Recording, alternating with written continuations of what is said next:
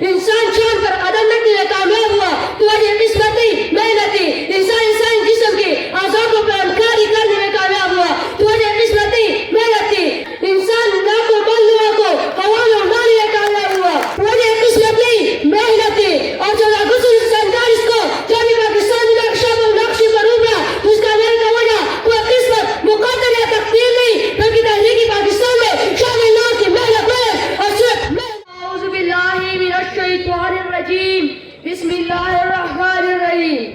جناب صدر، محترم اساتذہ اکرام اور میرے عزیز ساتھیوں، السلام علیکم.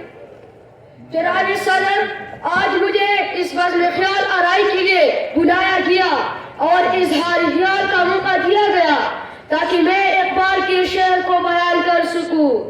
منزل سے آگے بڑھ کر منزل تلاش کر، منزل سے آگے بڑھ کر منزل تلاش کر، مل جائے تجھ کو دریا تو سمندر تلاش کر. صدر ذی وقار، کاہل، نکمی، بیکار، سست اور نااہل لوگوں کا خود استحاوی کی بجائے ناکامی کا ذمہ دار تقدیر، نصیب، مقدر اور قسمت کو ٹھہراتا ہے.